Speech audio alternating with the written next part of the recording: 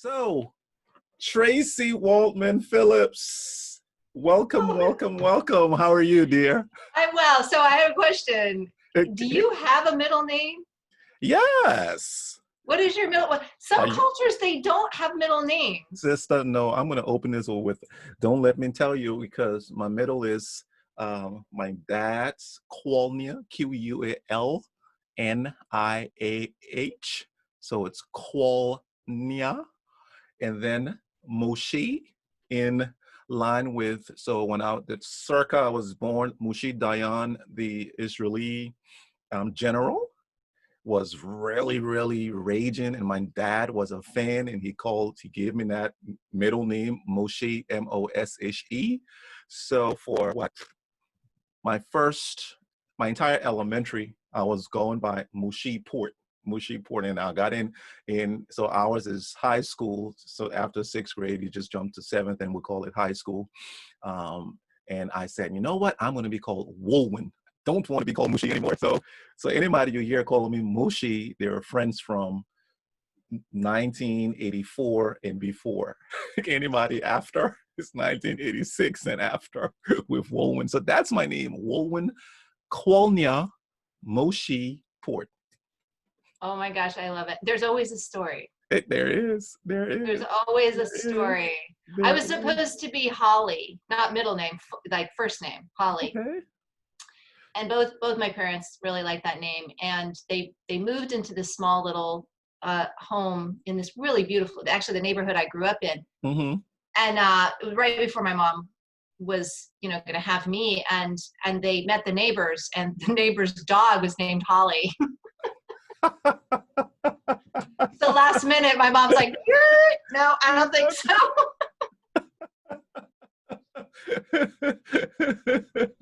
So Traci came on. Traci came along. Yeah, I was named after Grace Kelly in one of her movies. She played something about money. I can't remember the name of the movie, but her character's name was Traci. Interesting. I guess she was rather a pill.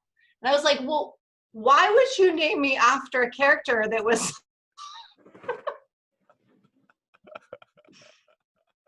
No, I just love Grace Kelly. I'm like, okay, but she was in lots of movies. let's think about the money part. I think they saw that she was prosperous. She was doing something great with the money that was coming to her. She was doing things around the world, making sure that, ending world hunger, working for girls, doing all these things and writing books and movies. And they said, you know what? We'll call her Traci. Thus, Traci walks into her destiny today saying that, hey, I'm an author, soon be an author, it's coming out. And then a couple years or a couple months from now, then this showings on TVs, and then she's filling up auditoriums, and then she's doing that, right? I think that sounds great. I think she just drank a lot of martinis in the movie, but I like your version.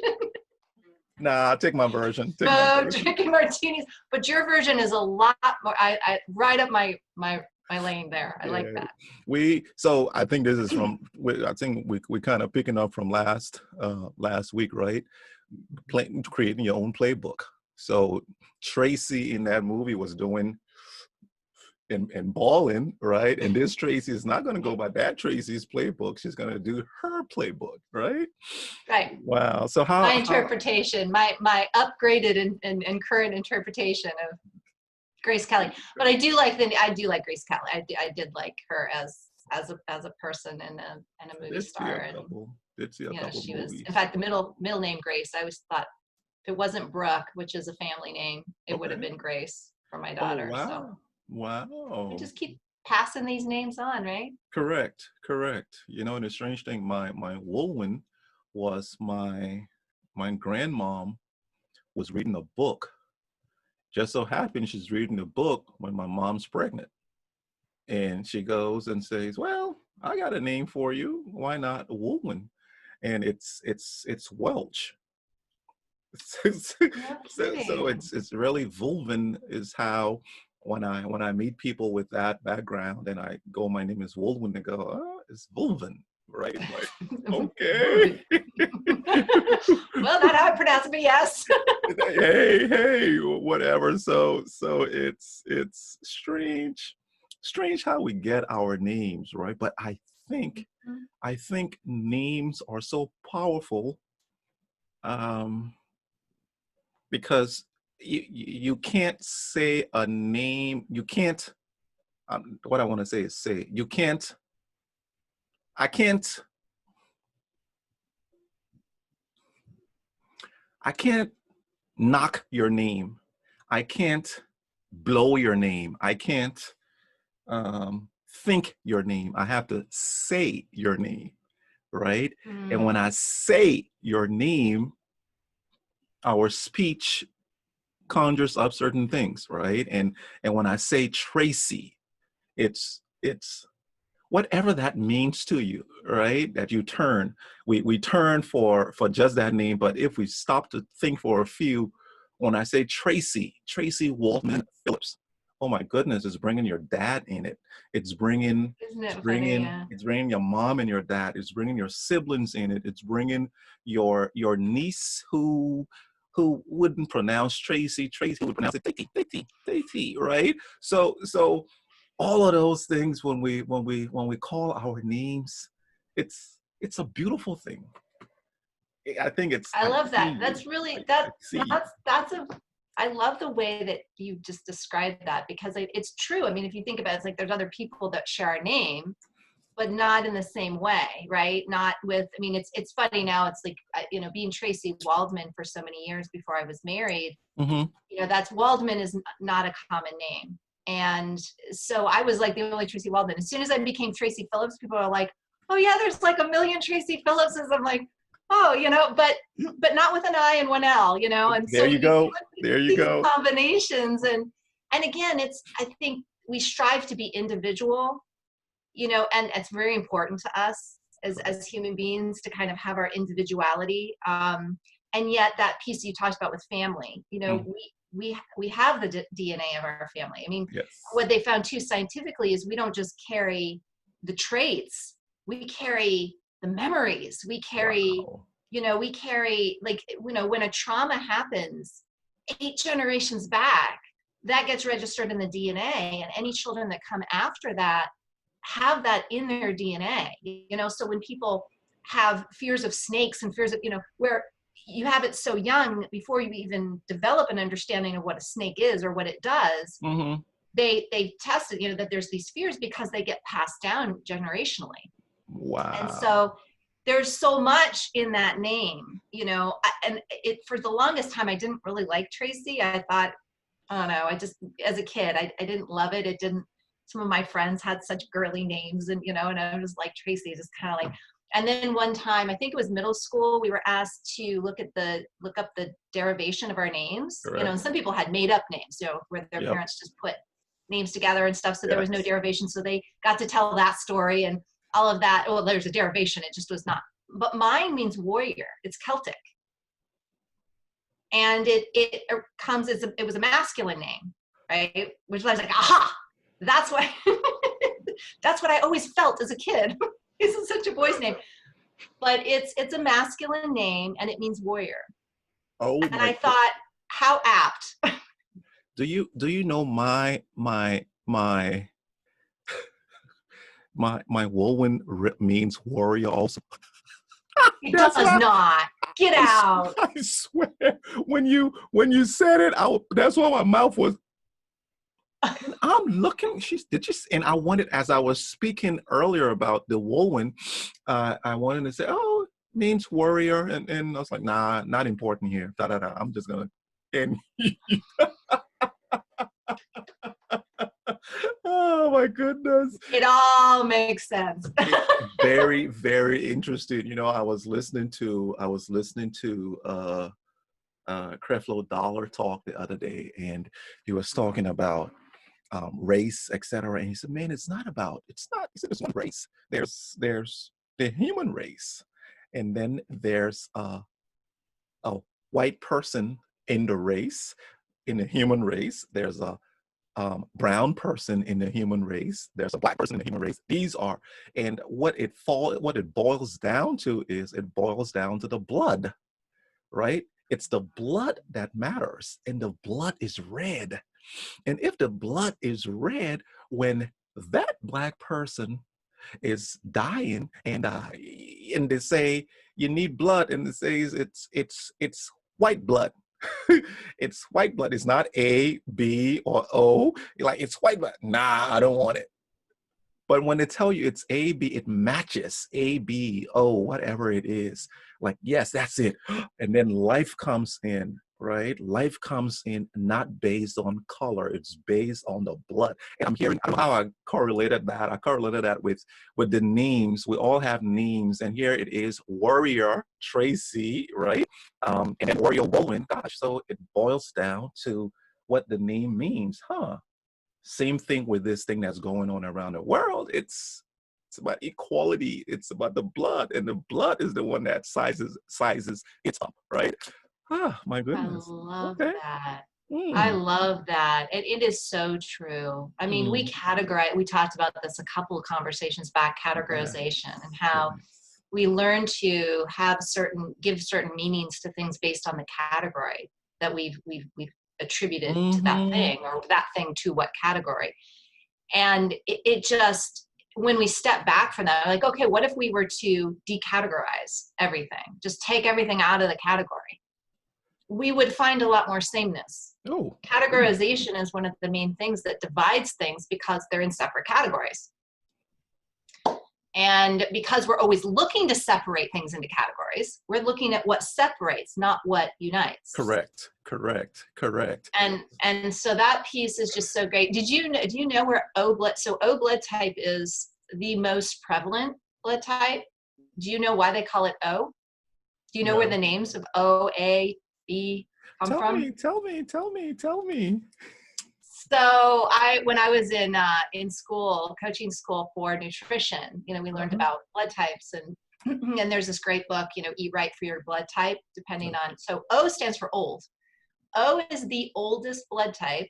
It is the original blood type. We used to all, as a human race, have only O. Mm-hmm. And then as human beings started to become nomadic and move around, it all was the adaptation to our environments and what we were Correct. eating. Correct. So our environments and what we took into our bodies started to inform everything down to our blood. And things started to shift. New blood types started to evolve based on, so A is aggregate, I think it's agrarian. So Okay. it's the agricultural, the people with A blood type do much better with grains and that type of thing, as like O doesn't do as well, right? So Mm-hmm. grains tend to puff us up, and we don't do well with grains. Um, and then B is balanced. As So B is interesting because B, you will find B people Mm-hmm. originated from like the Asian uh, populations, as well as like Middle Eastern. So it's kind of, as people started to intermarry, and different types started to come together and create new Mm-hmm. types. Correct. The blood also came around. So B blood types are the ones that can eat almost everything. Correct. Um, and then AB, then that starts to become, hybrids of A and B that Correct. didn't quite become its own blood type. It's, Correct. usually if you see an AB child, it's mother or dad has A and the other one has B. Correct. O is the universal. So oftentimes, even though it's the oldest, you won't see O unless both parents have O. So for example, my husband didn't know what blood type he was, but when my daughter was born, I was paying attention to when Mm-hmm. they tested her, and she has B. I'm O. And Okay. so we joke with her that she has BO. The But we're like, you must be B, by, like, if she's B and I'm O, the only way she can have B is if you're B. So okay, through yeah, gotcha, deduction. gotcha. Wow, that's interesting, interesting. You know, things inform us, things inform us every single day. Only, but it's if we accept it, if we if we study, if we stop to look at it, if we communicate. So here we are, you were talking, and see, I don't know what my type, I think my type is, gosh, I've got it. I've got my papers here. I got to look at my papers to see what it is. Gosh, now because that's interesting. If I'm A, and I can see you said A is for agriculture, right? Yeah, For agriculture, agrarian. and um, mm, so would I know this is a very scientific, this is a very unscientific hypothesis or formalization. Would we say that which one of these blood types are easier to become vegetarian? Yeah, that's what they They- that's they- what it they- says in the oh, it's really? yeah, and in fact, O blood type is usually the one that does best with meat. Other blood types don't do as well with meat. And you know, there's so many different theories, right? Like that's kind of one of the reasons I got out of nutrition, is because it was like so polarized. I mean, you're just like one group of people have their science that Correct. shows that this is the right way to do it. The other people have their science that shows the opposite, and it's just like, ugh, it's so. Yeah. I always used to tell people, use your common sense, your gut Mm. sense. Like, how do you feel when you eat a food? Yeah, true, true, true. You know, I mean, if but a lot of the issues that we have that we think have to do with other things, like we're coming down with something, or a lot of it has to do with allergies, right? Mm. And they can be subtle allergies that then, if they go unchecked, become less subtle. Gotcha. And so, yeah, I mean, we all do well with more vegetables than not. But in general, you look at the different, like, O's need more protein on Mm. average, but Gotcha. every O individual is different. So you can't just use that as a blanket statement. Correct. But if you look at all the blood types across the board, they tend to be the ones that do better with, you know, heavier amounts of protein, especially animal protein. Wow. So what I'm getting here today is I'm getting a lot of, today will be a day of tips. Just nuggets here and there, and something Really? just crossed my mind, and this is, trust me, this one is going to take us way off what we've. You know how your car, you have the scratch after you rub against another car and those streaks come in. Now, those abrasions, let's just call them abrasions, right? So those abrasions, if they do not go down to the um, the steel, or it does not go down to the what's the molding? Is it rubber? The plastic. Plastic, correct. The plastic molding. If it doesn't go down to the plastic, it's just paint rubbing on paint. So if it's white, red, you can see those. You'll see those red streaks. If you take brake fluid and put the brake fluid now. This is this is really eavesdropping the moment conversation. Never know what you're going to get here, folks. If you take brake fluid and put it on that thing, on the you can put it on a towel or paper towel, whatever. You suck it up and you just go in.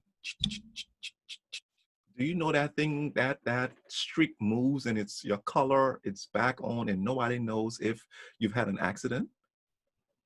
So as long as it's just the color from the other car that kind of gets embedded Yes. in your car, you can take off that color with brake fluid. Brake fluid. Brake fluid. There you I go. love that, without damaging your car's color, right? Without, sister, what's wrong with you? Well, I'll damage your car color. Well, I mean, I was like, how does it take off their car color and not your car color? I think it's because that streak, I don't know the science behind it, but trust me, I have family family people I meet at the gas station, because I've done it a whole lot of times with my car. And I look and I say, hey, you know how to remove that? I'm like, no, it's like brake fluid and a cloth. Just wipe it off, and it wipes off clean. I love that. Go and look at your car, go and see if there are any streaks on it, and wipe it off. And if you wipe it off and it's good, hey, Eavesdrop gave you a tip. It's like, wait, you thought we were all about leadership all the time You and know, learning just about, yeah, what's deep inside. No, we can do the superficial too. there you go. There you go. But this is leadership, car leadership. Making sure you're riding a clean car, right? That's important. Wow. um, I, Yeah. Well, now you're going to get me all on the tip stuff because now I'm just like, oh, heck, I can bring out the tips. Yeah. So one of the things, marker on hardwood floor, uh-huh. Sharpie on hardwood floor. Uh-huh. So cute little story about my daughter when she was about 4 years old. Gotcha. She had been on the hardwood floor in my husband's office, and she had been, doodling, and she just had grabbed whatever marker she found, and it happened to be a black Sharpie. So she's she's like young, so of course she's not on, doesn't stay on the paper. Uh-huh. And she comes to realize at some point that she'd gone off the paper, and there was this big, black streak on the floor. So she goes and she's trying to figure out what to do. It's like that kid thing, like, do I pretend like it didn't happen? Do I hope they don't notice? Do I say something? So being my daughter, she decided, well, if it's already there, I might as well make it into something pretty. So she makes it into a flower. Wow. Her little 3-4-year-old self draws this flower. So now it's this big mark on the hardwood floor. Instead of the streak. Right, exactly. Like it's a tattoo in the middle, a flower tattoo in the middle of my husband's floor of his office. And so I come in, and as she's doing this, and I'm like, oh, honey, what are you doing? And she tells me. Mm-hmm. And I'm like, oh, well, it's very pretty, but I don't know if that's the best place for it. And she was like, I know, mommy, I know it's not supposed to be there, but I didn't know, I just wanted to make it pretty. so we, I think I took a picture of it or something, and then I'm thinking, how are we going to get this off? And I'm into essential oils, so I have like every essential oil unknown to man. And I had heard that, I knew that lemon oil took off a lot of things. You can use it for spots on your clothing, that spot that won't come out. Just Gotcha. put a little bit, let it sit for a little bit, and then wash it. So I thought, so put a little lemon oil on there. That came up like no problem. I mean, it was like what you just explained. There was no scrubbing. It just wow. came right up. So if you ever get Sharpie on your hardwood floor or anywhere else, use lemon oil. Bam! There you go. As you were talking, I remembered we had a party, numerous parties where wine spilled on the carpet, and I had read that Sprite. Mm-hmm. Once you pour Sprite on it, that reaction bubbles, and then you wipe it, right? So I go, and I had done it a couple of times here at the house. We went out. I think we went to a friend's house, and white carpet. And someone spilled, I think it was red punch or wine or something really. And they were like, girl, I just, I said, he got some Sprite here, he got some Sprite, and I got the Sprite, went down there, and you're looking, I'm like, what are you doing? I'm like, calm down. I got this, I got it. Got a cloth, and then you went,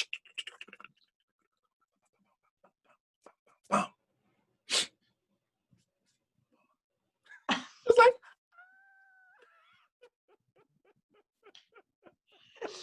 yeah. So if all else fails, you will be a carpet cleaner. You have room. There you go. But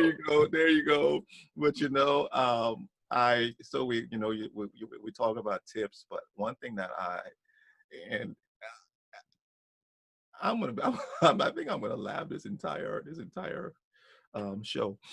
What is, when you're sitting with a client, right? You're sitting with a client. What's your universal tip to that person that is meh? To that person that is, I can't see it anymore. I can't. What tip do you give that person, Traci?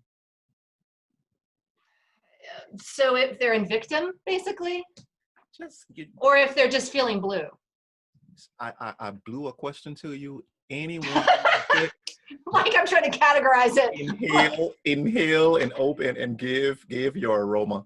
I mean, at all times, I always tell people everything is is relevant, right? Because I think a lot of times I find in our society, we either want to totally give in and be hijacked by the thing that's pulling us down, or we want to dismiss it. We want to be like, tough guy, or tough girl, and kind of bully through it and not really address it. Either way, I always find that everything, to me, emotions are information that's coming from our heart brain. And it's just like stuff, it's like ideas and thoughts that come from our head brain. Gotcha. Right? It's information. What we do with that information is important, but first we have to decide whether we're going to allow the information in, and for me, it's like, if it's coming up, it's relevant, right? If it's something you're feeling or something you're thinking, somehow it's relevant. What you do with that information, if you first just say, okay, it's relevant, I'll let it in. And then what you do with it may be, oh, okay, it's telling me X, Y, and Z. Oh, I need to investigate that more. Or, okay, great, I can release that now because it gave me what I need. But either way, if we're constantly playing, it's like racquetball with it, where things are trying to come in and we're just batting them away, that information can't meet us where we are. And so, wherever people are, I always say, where you're at right now is relevant. Would you like to spend some time investigating that? Right? It's not whether it's timely, not timely, relevant to this conversation, not relevant to this conversation, what you want to do, what you don't want to do.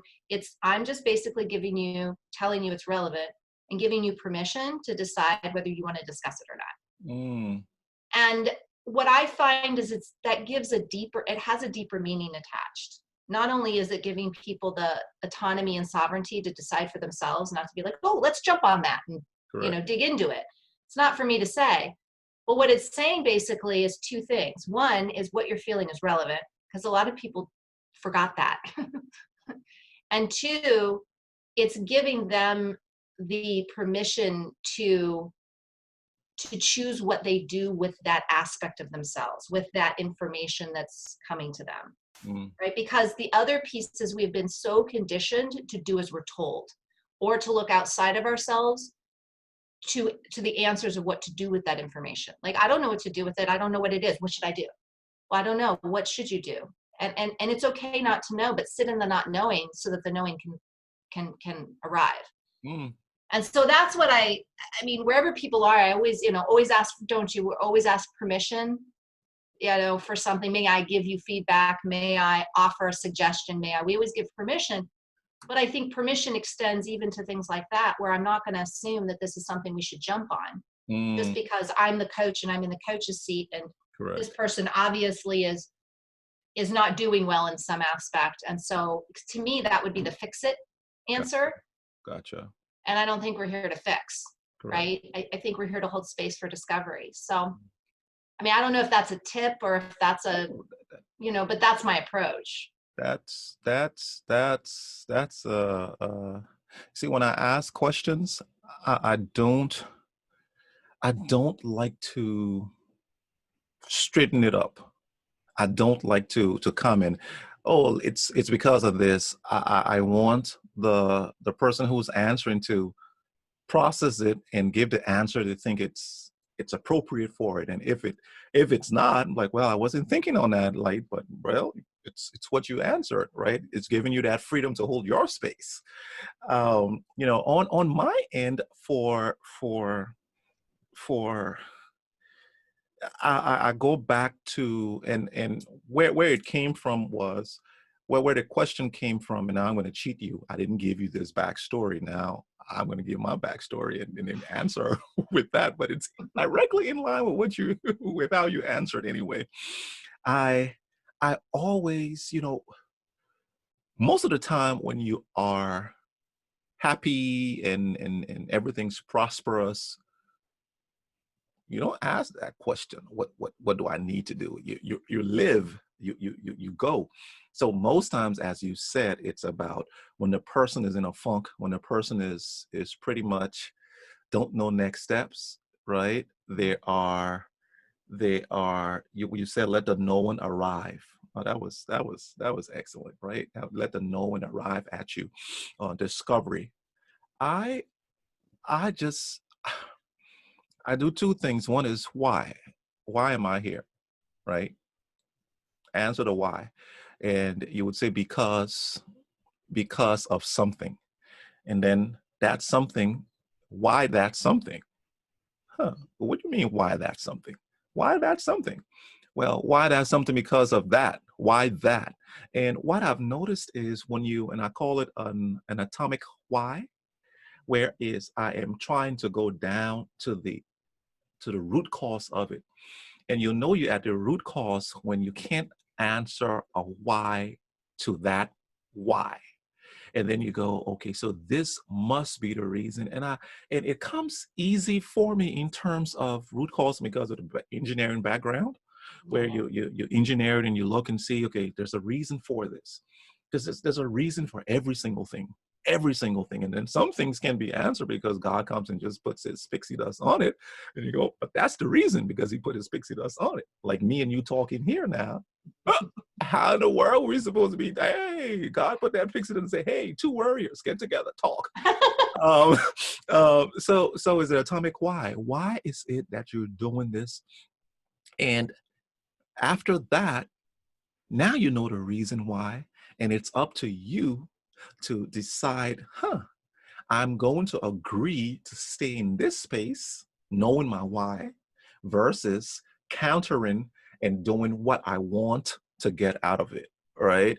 And it's so easy to do for other people, but to do for yourself, oh my goodness, I have steam coming out of my ears. Why you keep asking me that question, Wulwyn? Wulwyn, answering, no, I don't want to answer. I'm going to take a break, play a game on the phone.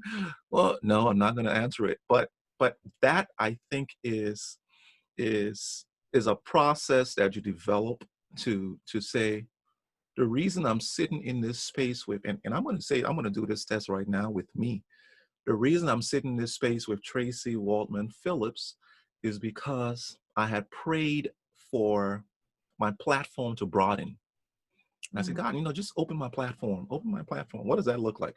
Well, just want to open my platform.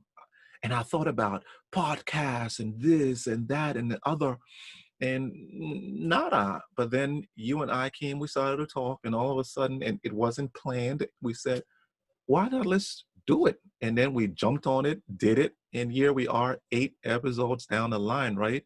So the why is I needed my platform to broaden for no reason, just to broaden my platform. I wanted more people to hear, more people to hear you, right? Because it only had to be you, Traci, in this with this particular conversation type. It only had to be you that we had to get together to come and have this kind of conversation, right? I'm putting back to you. Absolutely. I mean, I agree. I could say ditto on the other side. That it was something. I think I've said this to you before. I might have even said it on our conversations live. But when the quarantine, pretty much right after quarantine started, I started to kind of go into this phase where the decisions I was making were based on what seemed like a good fit and fun. Mm, It's like, do I want to do that? Well, I don't know. Does it seem like fun? Yeah, it seems like fun. Okay, right. I want to do it then. Is it with a person that I want to do this with? Yeah. Okay. Well, and it wasn't, not to say that my other decisions in the past have been contrived, but I just found that it was less on this business, good business practice kind of model, and more on a personal, Mm, how do I want to find joy in my life? I mean, it's as simple as it sounds. It's the Marie Kondo, does this spark joy or not? Question. Why is, for me, and I love what you said about that too, because I've always done that with clients where it's, what are your goals? I want to lose, 100 pounds, let's say. Why? Well, isn't it obvious? No. Why? Well, I want to be healthier. Well, why? correct. Well, I want to be around for my kids. Why? Correct. Well, because I want my kids to know that, they have someone there that's for, and right? You just keep Correct. peeling it, and then you Correct. finally get to the one where you can't answer the why, and there you go. That's the reason you want to lose 100 pounds. For Correct. that final There we go. answer, why? Not to be healthier That's it. or to be here longer or to be, right? Correct. So for me, my big why these days is really congruency. You know, it's, I always talk about the what, the how, the where, and the why, right? What is defining our value? How is defining how we want to deliver that value? Basically, how do we want to show up and be seen in the world? And this is definition, right? Putting definition to these things so we know what our lane is, right? So when you start to go out of that lane, you know it because you've established the definition of the lane. Correct. Where is about a couple things. It's about environments. Where do I like to spend my time? What kinds of people, right? You know, create an environment for me that is conducive to me being at my best and most authentic self. Yes. You know, where do I want this particular conversation to go? And I don't mean in precision terms. I mean, what is the message I would like to deliver? And where would I like that to bring people, right? To what feeling, to what state, to what space? And then finally, why is the legacy piece? You know, why am I doing all this? Why am I what? Why am I how? And why am I where? Correct.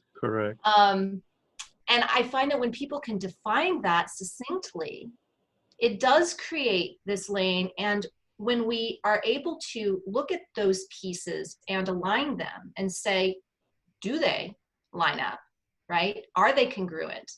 Because, you know, you see many times where people have a certain value. Like I might have a very loving tendency towards someone, but it comes across controlling. I love them, and so I try to control their every move because I don't want them to get hurt, or I don't want them to leave me, or I don't, whatever, right? And it's coming from a place of deep love, but the how is not congruent with the what.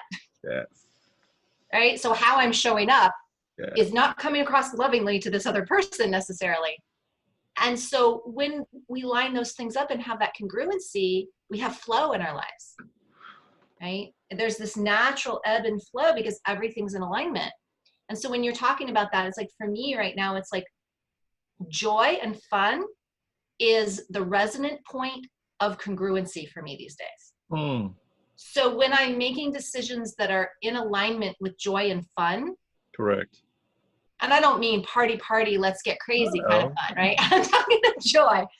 I actually had a moment, although that's fun too sometimes. Oh, yeah. I had a moment this last weekend where I was meditating. And all of a sudden I found myself in this blissful state. I mean, bliss. And I was telling a friend of mine, I was like, it went on for what felt like 10 minutes, which is a long time to be in a state of bliss. Correct. And what was coming through were people and experiences from my past.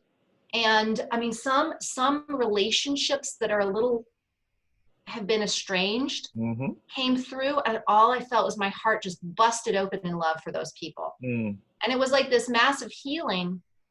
And it was in this place of joy. It was in this place of bliss, in this place of it felt fun, right? It was a healing that didn't feel burdensome. It wasn't hard and laborsome. And, you know, that's how I've tended to heal in my lifetime. You go through these long drawn out periods of illness and you finally get well on the other end. Yeah. And it wasn't that. It was it felt really good. Wow. And very high vibrational.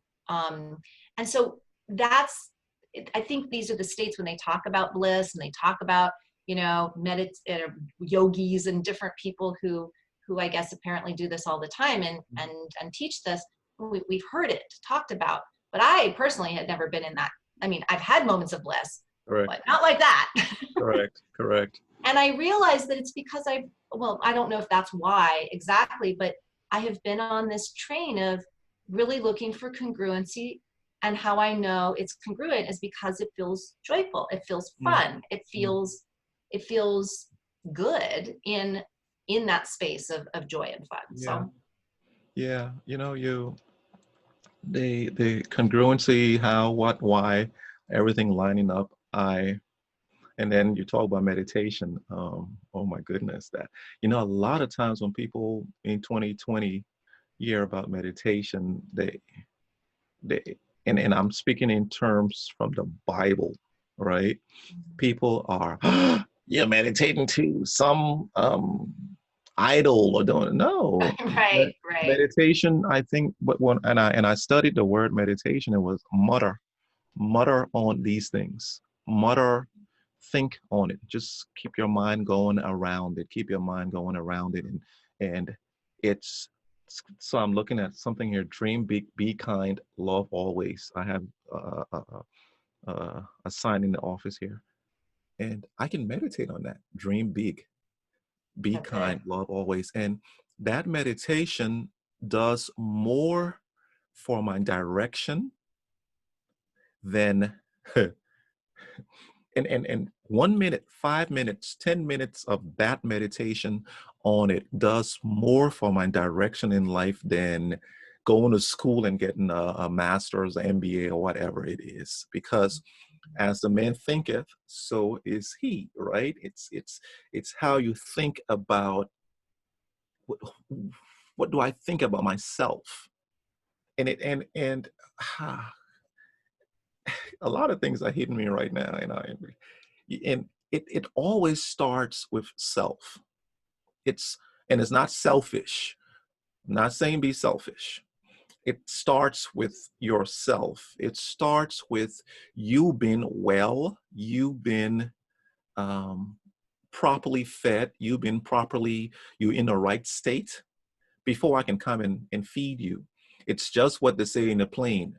When getting turbulence, go ahead and put the mask on before. And I always say, why in the world they don't like the kids? I'm like, nah, you got to be strong enough to take care of the kids, right? So it's meditating on who you want to be, who you are. And I think what I heard you say, you had to meditate on your congruency. You had to meditate on my joy is what I'm looking for. And you're putting that stake in the ground to say anything that comes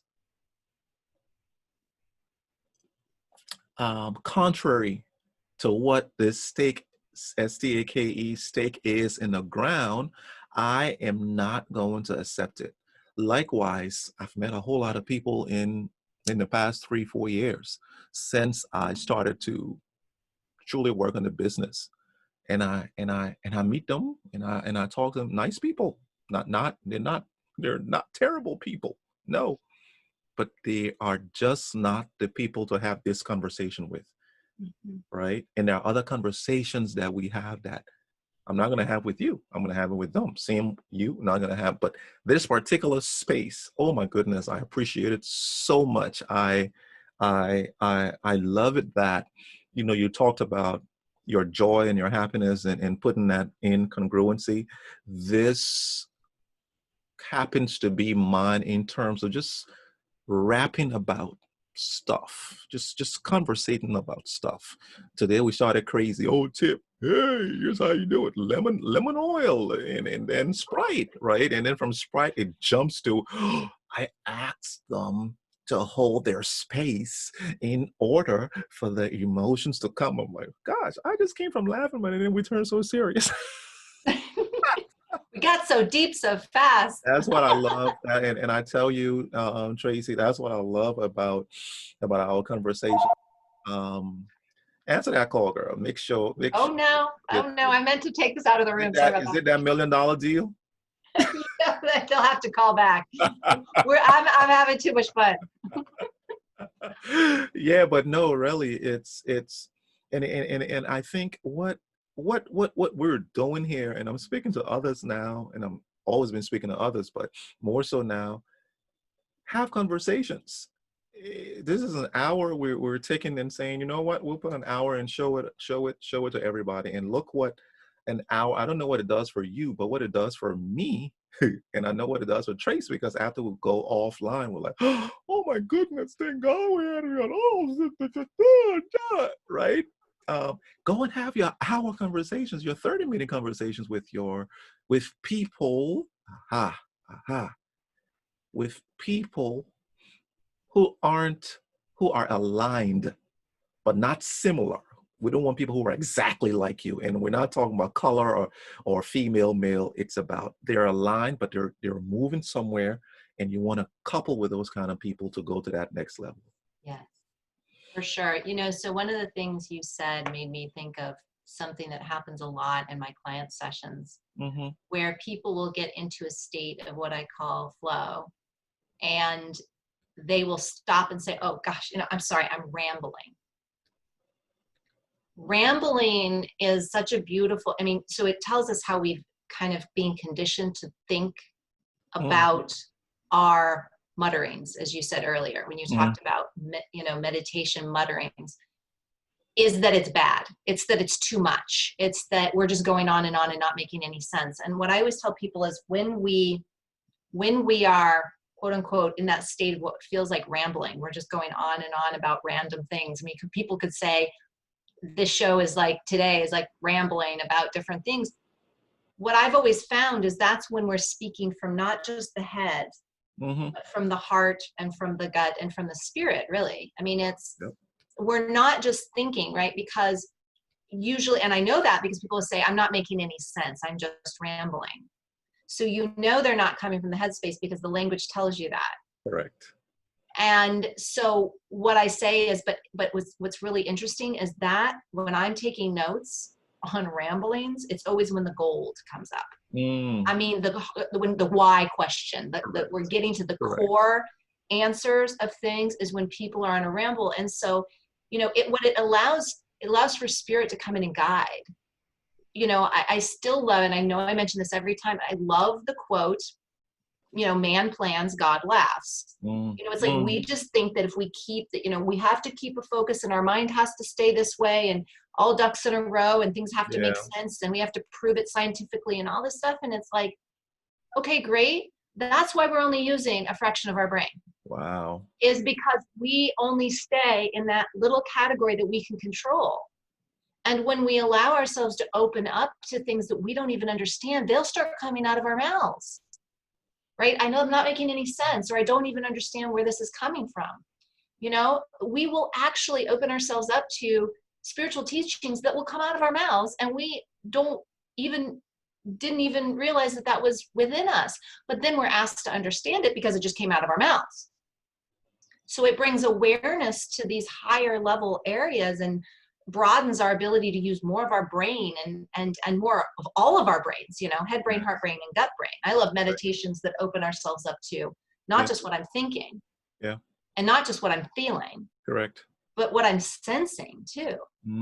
Right? And we need that more than anything these days, because we're in a world where who knows what's going to happen next, right? So our gut instincts need to help us through that dark forest where we don't know what's coming and what's going and which end is up and which end is down. The way we're going to navigate is through our instincts. Correct. And if our instincts are shut down and we feel like we can only use our head, well, guess what? We're in trouble, because our head can't tell us anything about the future.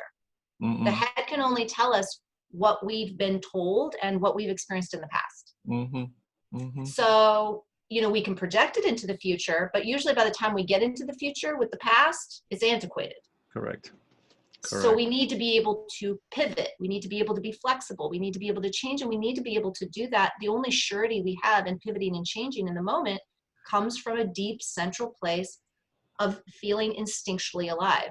My instincts will tell me, yeah, Wulwyn's a guy I want to have a conversation with.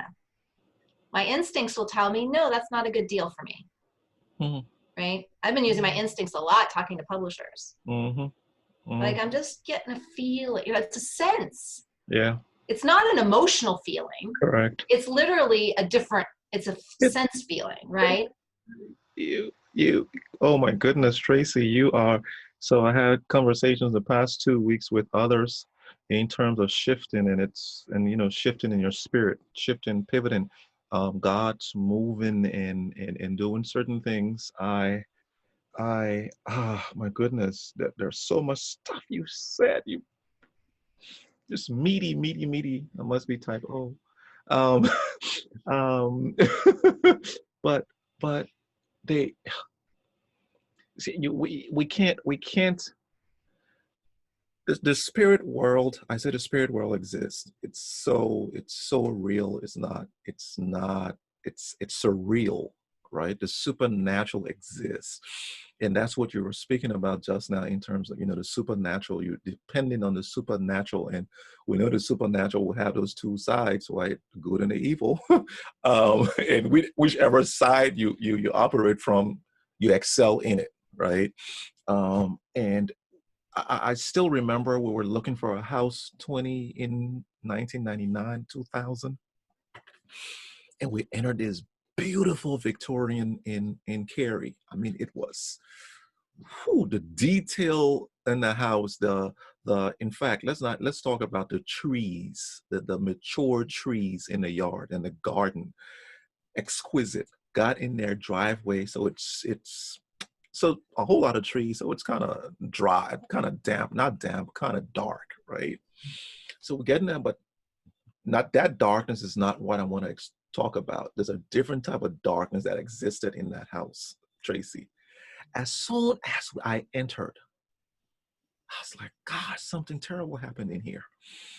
And as I walked, I started to look around and went upstairs, and I mean, the detail on the stairs, the ceiling, perfection, and it was in the price point we were looking for. We were like, but as soon as I entered, I'm on a separate plane. My wife enters and she goes, "Honey, let's get out of here." So I look at her and go, "Why?" She says, "Something went on here." And we shared notes. We told the realtor, we're leaving right now. Take care, bye. Let's go. Let's get out. She was like, "This is the house." No, let's go. And we got out of the house. We still tell that story today because we, in our spirits, as you said, your gut, that the spirit just informed us and told us this is not the house for you, right? And I tell you, Traci, it happens. The spirit wants to inform us every single time, only if we get on the same wavelength. And the way we get on the wavelength is sometimes by meditating. It's by reading your word. It's by, whatever other people do, right? So for me, we say for us, it's reading my word and meditating on the word of God, who informs me from those lens that I engage. So thank you for bringing that piece in. Traci is 156. Ugh. Yeesh. No. Just have to hold on to it for another 2 weeks. Correct. So what you got in closing on here, sis? Well, I appreciate this every time. And I really liked today because it was, every time. I love every time. And, we get to meander, right? I think that's the thing. This is the meander. Life is a meandering river. And, I think sometimes we'd like it to just be straight, but then you find that sometimes when it goes straight, the water goes faster. And then you're like, all of a sudden, you're at a waterfall and you didn't have time to prepare yourself. So, we got to be careful what we ask for. And so I think that, in general things, and especially these days, it really feels a lot like things, one minute we're going this direction, and then suddenly we have to take a quick left.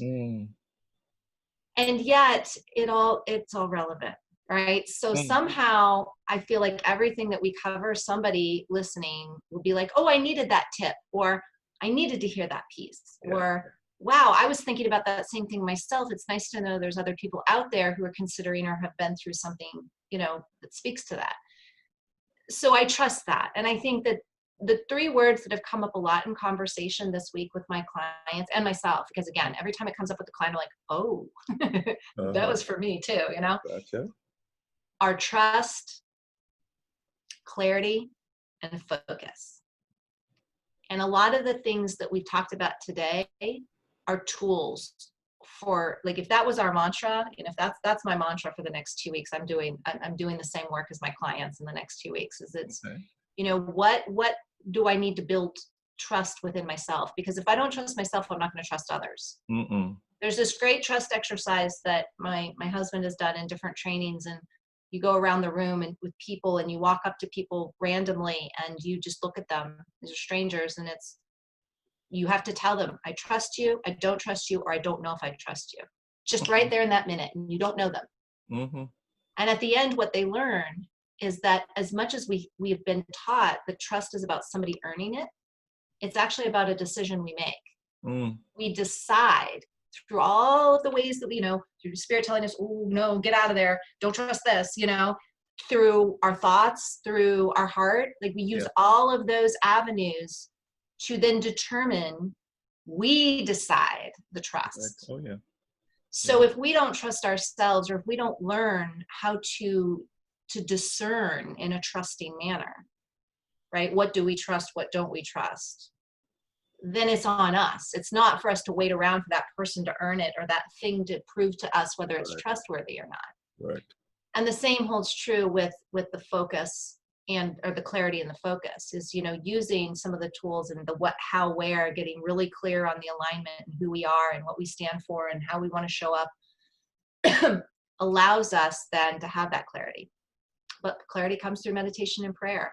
Clarity comes through being quiet. Clarity comes from listening. Yep. And I'm done, obviously, because somebody's having me get choked up here. But I just got turned off. They're like, done. Yep, gotcha. And right on time too. So once again, I thank everybody for watching. Thank you for coming on, and if you came up for a second or two listening to this a year after or years after, hey, we were here. We held this space.